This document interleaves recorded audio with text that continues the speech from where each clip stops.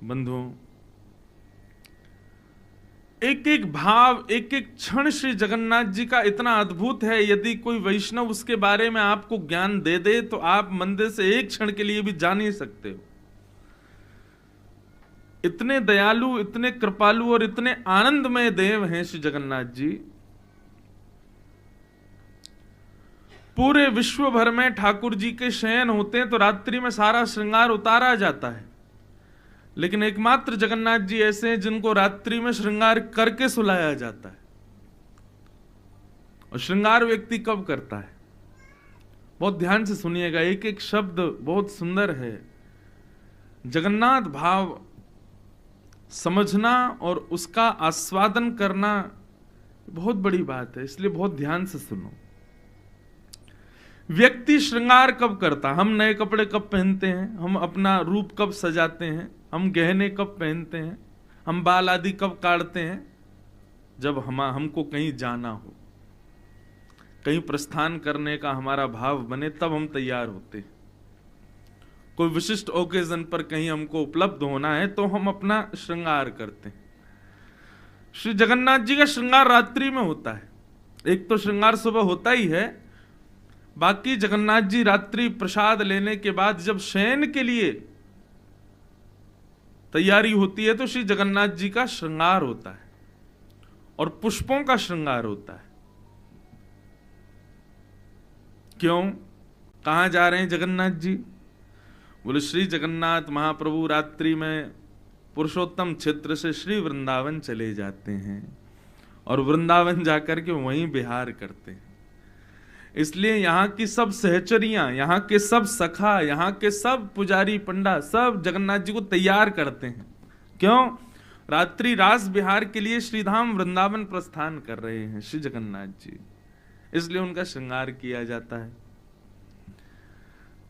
और कल जब हम गए थे दर्शन करने के लिए, तब श्री जगन्नाथ जी को अंग पर गीत गोविंद अंकित वस्त्र धारण कराया जाता है। गीत गोविंद ठाकुर जी को इतना प्रिय है। श्री नाभा गोस्वामी जी महाराज भक्तमाल जी में वर्णन करते हैं, ता सुनवे राधा रमण अवस पधारें। श्री जगन्नाथ जी को गीत गोविंद बहुत प्रिय है। हमने पूछा, भैया ये गीत गोविंद का वस्त्र क्यों पहनते हैं ठाकुर जी? बोले ठाकुर जी अभी श्रृंगार करा के रास बिहार में जाने वाले हैं, लेकिन ठाकुर जी को रास बिहार से भी अति प्रिय है गीत गोविंद। यदि कोई भक्त अपने घर बैठ के गीत गोविंद का रात्रि में गान करेगा तो श्री जगन्नाथ जी रास बिहार में नहीं जाएंगे, उसके पास चले जाएंगे। इसलिए किशोरी जी ने प्रावधान रखा। अरे पूरी बात तो सुनो पहले। अब गीत गोविंद मैं अपने कमरे में बैठ के गा रहा हूं, लेकिन ठाकुर जी जगन्नाथ जी पुष्प श्रृंगार करके वृंदावन जाने को तैयार हैं और मैंने गीत गोविंद गा दिया, तो ठाकुर जी कहां आएंगे? यहीं आ जाएंगे, वहां नहीं जाएंगे। और वहां किशोरी जी और सब सखियां वृंदावन में इंतजार करती रह जाएंगी, जगन्नाथ जी आए नहीं। तो इसलिए किशोरी जी ने ऐसा प्रावधान रखा, ऐसा नियम बना दिया कि गीत गोविंद वस्त्र पर अंकित करके श्री जगन्नाथ जी को पहना दिया जाता। अब चाहे भले ही सैकड़ों भक्त गांव में, जगन्नाथ जी अब नहीं जाएंगे, अब तो रास बिहार में ही जाएंगे। क्यों? गीत गोविंद हृदय से लगा हुआ है। गीत गोविंद पूरे अंग पर चर्चित हो चुका है। इसलिए रात में कहीं जगन्नाथ जी भागे नहीं, रात में कहीं किशोरी जी को छोड़ के नहीं चले जाएं, कहीं रास बिहार से नहीं चले जाएं, इसलिए गीत गोविंद पहनाया जाता है श्री जगन्नाथ जी को। अरे बड़े भाव हैं श्री जगन्नाथ जी के, कहां तक वर्णन करें। सब्जी बेचने वाला, उसकी बेटी को उसने गीत गोविंद याद करा दिया। अब वो गीत गोविंद का पाठ कब करती थी? जब बैंगन तोड़ने के लिए वन में जाती थी, अपने बगीचे में बैंगन तोड़ने जाती, तब गीत गोविंद गाती। जैसे ही वन में प्रवेश किया, बैंगन तोड़ रही थी, उस समय गीत गोविंद। गीत गोविंद क्या है बंधुओं? एक पूरा जयदेव महाप्रभु द्वारा रचित एक पूरा ग्रंथ है, जिसमें 8-8 पद, 8-8 अंतरों के पद हैं, अष्टपदियां। और वास्तव में गीत गोविंद क्या है? सब ब्रज लीला है। किशोरी जी के साथ में अंतरंग लीला जो ठाकुर जी की है, गीत गोविंद का प्रवचन नहीं हो सकता। कुछ कुछ भाव सुनाए जा सकते हैं, लेकिन संपूर्ण गीत गोविंद सुनाने की ना तो वक्ताओं में सामर्थ्य ना आप सुन सकते हो। क्यों? भगवान की बिल्कुल अंतरंग लीलाएं हैं उसमें। तो गीत गोविंद, वो एक सब्जी वाले की बेटी बैगन तोड़ते तोड़ते गीत गोविंद गा रही थी। जगन्नाथ जी उसके पीछे पहुंच गए मंदिर से। सुबह सुबह भोर की बात, सूर्य उदय से पहले, कपाट ही नहीं खुले थे जगन्नाथ जी के, और जहां जहां वो जाए जगन्नाथ जी उसके पीछे पीछे जाएं। जैसे उसका बैगन तोड़ने का क्रम पूरा हुआ, गीत गोविंद भी पूरा हुआ और जगन्नाथ जी भी वापस आ गए। और यहां पुजारियों ने जैसे ही कपाट खुले, मंगला दर्शन, तो क्या देखा? जगन्नाथ जी के सबरे वस्त्र जो हैं फटे पड़े हैं, यहां से आंख वाँख सब छिली पड़ी हैं, जगन्नाथ जी के कांटे कूटे लगे हुए हैं पूरे अंग पर। सब देख करके पुजारी तो ये क्या हो गया, ये क्या हो गया, सब लोग प्रणाम करने लगे, हे जगन्नाथ भगवान ये क्या हुआ, कौन घुस गया मंदिर में, किसने ऐसे इस प्रकार से जगन्नाथ जी को कष्ट दिया। तब यहां के जो राजा हैं उनको तो संकेत करते हैं ना जगन्नाथ जी। आज भी कुछ भी होना हो, राजा से जाकर के श्री जगन्नाथ जी स्वयं राजा को संकेत करते हैं कि ऐसा नहीं ऐसा करो, ऐसा नहीं वैसा करो। सब पुजारियों ने जाके राजा से कहा, बोले आज जगन्नाथ जी के वस्त्र फटे हुए, उनके संग सब अंग प्रत्यंग छिले हुए, क्या हुआ, आप प्रार्थना करो ना जगन्नाथ जी से। राजा ने जाकर के जब पूछा तो श्री जगन्नाथ जी बोले मैं क्या करूं, मुझे गीत गोविंद इतना प्रिय है, कोई भी गाता है मैं तुरंत दौड़ा चला जाता हूं। एक जगन्नाथपुरी का एक फल बेचने वाला है, उसकी बेटी वन में बैठ करके बैंगन तोड़ते तोड़ते गीत गोविंद गा रही थी, मुझसे रुका नहीं गया। ये बलदाऊ सुभद्रा तो खूब रोक रहे थे मुझको, लेकिन मैं दौड़ के पहुंच ही गया। अब वो जहां जहां जा रही थी मैं बिना विचार किए उसके पीछे पीछे झाड़ियों में, कांटों में, सब जगह प्रवेश करता गया, और मेरा सारा अंग जो है वो अस्त व्यस्त हो गया, कांटे कूटे लग गए। लेकिन मुझे तो गीत गोविंद सुनने में इतना सुख मिला कि मुझे कांटे लगे, वस्त्र फटे, इनका कोई मालूम नहीं चला। मुझे गीत गोविंद बहुत प्रिय है। ये सुनकर के राजा के नेत्र सजल हो गए। तुरंत उस फल बेचने वाले के पुत्री को बुलाया, जल से अभिषेक किया, उसको शुद्ध किया, और श्री जगन्नाथ जी के गर्भगृह में उसको बिठाया। वो बोले, कहा बिटिया जो गीत गोविंद तुम सुबह सुबह रोज गाती हो, अब गा के सुनाओ।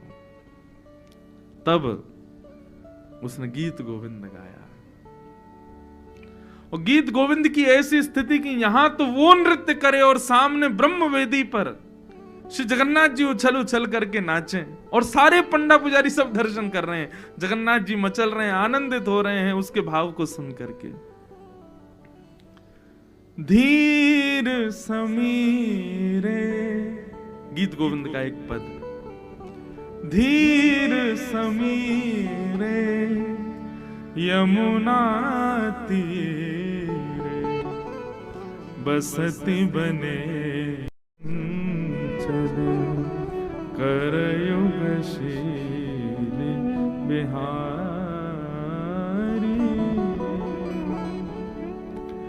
नाम समेतम कृत संकेतम वादयते मृदवेणुं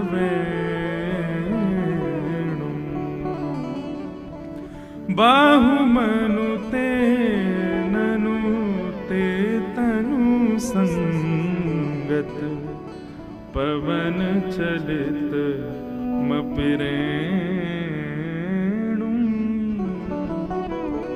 धीर समीरे यमुना तीरे बसत बने वनमाली। पतति पतत्रे विचलति पत्रे शंकित भवदुपयानम् रचयति शयनम् सचकित नयनम् पश्यति तव पंथानम्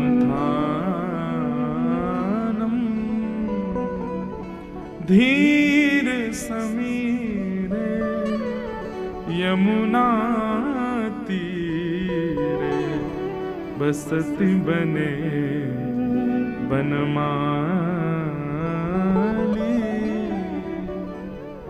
धीर समीरे यमुना तीरे बसति बने बनमाली। श्री जगन्नाथ महाप्रभु की गीत गोविंद बहुत प्रिय है। गीत गोविंद का कोई भी एक पद याद कर लो बंधु। मैं तो कल भी निवेदन कर रहा था आपसे, और 7 दिन तक नित्य रात्रि में जब जाओ जगन्नाथ प्रभु के पास, आज भी श्री जगन्नाथ महाप्रभु रात में बिना गीत गोविंद सुने ओढ़ते भी हैं, पहनते भी हैं, और फिर रात्रि में उनको लोरी के रूप में गीत गोविंद ही सुनाते हैं, सब पुजारी खड़े होके, तभी सोते हैं बिना गीत। कितना प्रिय है गीत गोविंद। इसलिए बंधुओं कोई भी एक अष्टपदी याद कर लीजिए। इन 7 दिनों में पुरुषोत्तम मास की ये कथा सफल हो जाए यदि हमको एक अष्टपदी भी याद हो जाए और हम नित्य श्री जगन्नाथ जी को सुना दें। हमसे प्रिय फिर कोई नहीं जगन्नाथ जी को। एक मुस्लिम था मौलवी, उसका एक मित्र था कोई वैष्णव, दोनों कहीं मित्र बन गए होंगे। अब दोनों में कभी कभी धर्म चर्चा होती थी, एक दूसरे के धर्म को लेकर के, पंथों को लेकर के बात होती थी। तो एक दिन उस मौलवी ने अपने वैष्णव उस मित्र से कहा, बोले एक बात बताओ, तुम्हारे यहां कोई मंत्र है, ऐसा कोई श्लोक है या कुछ ऐसा है जिससे तुम्हारा खुदा साक्षात मुझे दिख जाए? तो उन्होंने गीत गोविंद उसको प्रदान कर दिया। बोले लो इसका पाठ करना शुरू कर दो, तुमको हमारे ठाकुर जी दिख जाएंगे। तो मुस्कुराने लगा, बोले ऐसे ही बोल रहे होंगे। बोले बस एक काम करना। बोले क्या? बोले जब इसको लेकर के बैठो और इसका गायन करो, तब भाव से या प्रत्यक्ष रूप से एक खाली आसन लगा देना। उसने कहा क्यों? बोले क्योंकि ये जब तुम गाओगे ना तो हमारे जगन्नाथ जी, हमारे ठाकुर जी, राधा रमन जी निश्चित आएंगे वहां पर। भले ही तुम्हें दिखे ना, धीरे धीरे तुम्हारी भक्ति पुष्ट होगी तब तुमको देखेंगे, लेकिन तुम आसन बिना आसन लगाए कभी मत गाना। एक आसन सन्मुख या आसन नहीं हो तो एक भाव से ही कि मैंने यहां पर एक चौकी लगा दी है, ठाकुर जी अगर आप आओ तो बैठ जाना। एक आसन निश्चित रख देना। मौलवी ने कहा ठीक है। अब वो रोज गाते और रोज एक आसन लगाते। इसी प्रकार अलग अलग अष्टपदियां गाते। धीर समीरे यमुना तीरे बसती बने बनमाली। थे तो वो मौलवी, लेकिन संस्कृत आती थी। प्राचीन भारत में सबको संस्कृत आती थी। संस्कृत जैसे आज हम हिंदी बोलते हैं, वैसे प्राचीन भारत में संस्कृत सबको ही आती थी, सभी बोलते थे।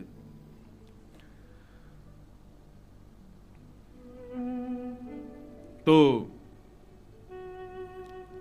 ऐसे वो रख करके गाते थे रोज। उनको ठाकुर जी दिखे तो कभी नहीं, लेकिन वो फिर भी उनका नियम जैसा बन गया, वो रोज गीत गोविंद का पाठ करने लगे।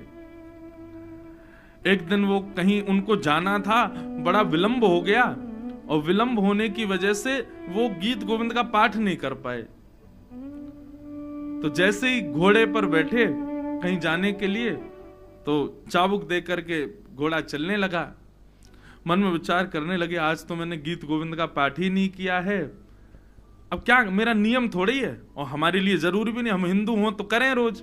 लेकिन फिर भी मन में आया कि भाई जब नियम ले रखा है तो करना चाहिए। तो उन्होंने कहा ठीक है कोई बात नहीं, आज हम अपने घर पे नहीं कर पाए, घोड़ा पे बैठे बैठे ही कर देते हैं। और घोड़ा चल रहा था, घोड़े की नाल की धुन पे ही उन्होंने गीत गोविंद गाना शुरू किया। और जैसे ही गीत गोविंद गाया, आसन तो रखा नहीं ठाकुर जी का, गीत गोविंद गाते गाते तभी क्या देखते हैं, एक नन्हा सा नीला नीला नीलमणि जैसा बालक वो उल्टा घोड़े के पीछे दौड़ रहा है, दोनों भुजाएं ऊपर करके, और वो साक्षात श्री राधा रमन लाल जी ही थे। वो घोड़े के आगे आगे दौड़ रहे थे गीत गोविंद सुनते हुए। जैसी परम सुंदर बालक का दर्शन किया, अपना घोड़ा रोका और जब देखा, बोले अरे बालक, तुम ऐसे उल्टे दौड़ रहे हो, इतनी गति से उल्टे दौड़ रहे हो, कौन हो? बोले क्या करें, दौड़े नहीं तो क्या करें, तुमने आसन ही नहीं लगाया आज हमारा। और ऐसा कहकर के वो अंतर ध्यान हो गए। तब से वो उसी भाव में उन्मुक्त हो गया, दौड़ करके अपने वैष्णव के पास गया। बोले आज मैंने तुम्हारे ठाकुर को देखा। और जब उन्होंने पूरा वृत्तांत बताया तो वैष्णव भी रोने लगे, हृदय से लगा लिया। बोले जय हो, गीत गोविंद की जय हो, जिसको सुनने के लिए ठाकुर जी इतने उतावले रहते। इसलिए भैया, इस कथा का साफल्य हो जाए यदि एक अष्टपदी भी हमको याद हो जाए, और रोज उसको पुष्ट करो, रोज उसको सिद्ध करो, जगन्नाथ जी को जाकर के सुनाओ। और फिर नित्य जब यहां से लौट के अपने घर जाएं तो एक नवीन आसन रोज अपने सन्मुख पधराओ, और उस आसन पर ऐसा भाव रखो, हे लाल जी पधारो, और फिर गीत गोविंद का पाठ करो। हम आपको प्रमाणित रूप से कह रहे हैं, निश्चित किसी ना किसी दिन अनुभव तो जगन्नाथ जी का निश्चित होगा कि वो पधारे, आए हैं, सुन रहे हैं। इतना प्रिय है ये भाव। ऐसे महाप्रभु श्री जगन्नाथ जी को हम प्रणाम करते हैं, उनको बारंबार वंदन करते हैं। एक बार एक वैष्णव थे, जाने यहाँ के राजा थे शायद उस समय के, उन्होंने एक दूसरा गीत गोविंद बना दिया और सब जगह कहा कि इसको प्रमाणित मानो, यही है असली गीत गोविंद। जब उन्होंने ऐसा किया तो जगन्नाथ जी उनके स्वप्न में आ गए, और स्वप्न में भी महाराज नृसिंह बनकर के आए और कहा कि खबरदार, जो मेरे गीत गोविंद को तुमने अपना, ये जयदेव महाप्रभु का जो गीत गोविंद वही मेरा प्राण है, तुम अपना ग्रंथ लिखो, उसमें कोई आपत्ति नहीं है, लेकिन वो तुम्हारा श्रेष्ठ है, उनका श्रेष्ठ नहीं है, ऐसा मत करो। यदि ऐसा करोगे तो हम नृसिंह बनकर के, जैसे हिरण्यकश्यप का पेट विदरण किया, तुम्हारा भी कर देंगे। इतना प्रिय है। कहने का भाव गीत गोविंद मतलब हमारे सब भक्तों के हृदय के भाव सब गीत गोविंद ही हैं, और वो श्री जगन्नाथ जी को प्राणों से भी प्रिय है। उनको सुनाओ, उनको जाके कुछ कहो, गाओ, मंदिर में जाकर के निर्लज्ज हो जाओ। कौन अगल बगल वाले क्या सोचेंगे, आगे पीछे वाले क्या कहेंगे, कुछ मत विचार करो, एक कोने में बैठ जाओ। और सबसे बढ़िया समय है रात्रि में जाओ, 9-10 बजे, उस समय थोड़ी भीड़ कम रहती है। और मंदिर में भीतर जगह ना मिले तो बाहर पूरा प्रांगण है, सब जगह जगन्नाथ जी हैं। हम तो कह रहे हैं भुवनेश्वर तक जगन्नाथपुरी ही है, कहीं बैठ जाओ। और मंदिर में ज्यादा भीड़ लगे, समुद्र किनारे बैठ जाओ, वहां बैठ करके कुछ गाओ, कुछ सुनाओ, जगन्नाथ जी को हृदय से पुकारो।